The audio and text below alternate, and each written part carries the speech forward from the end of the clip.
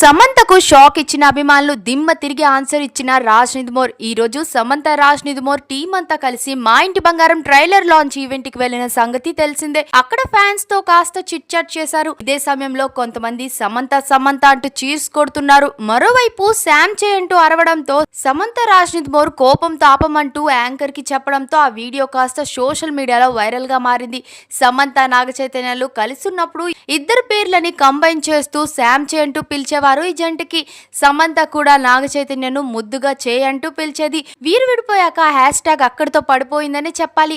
ఇప్పుడు మళ్ళీ ఫ్యాన్స్ గుర్తు చేసుకుంటూ శామ్ ని డిసప్పాయింట్ చేసిన రాజ్ నిదుమోర్ మాత్రం మెచ్యూర్ గా ఆన్సర్ ఇచ్చారు. సమంత ఇంత ముందుకు వెళ్తున్నా, ఇన్ని సినిమాలు ఇంత హ్యాపీగా లైఫ్ ని లీడ్ చేస్తున్నా ఇంకా కొంతమంది సమంతను వెనక్కిలాగే ప్రయత్నం చేస్తున్నారని చెప్పాలి.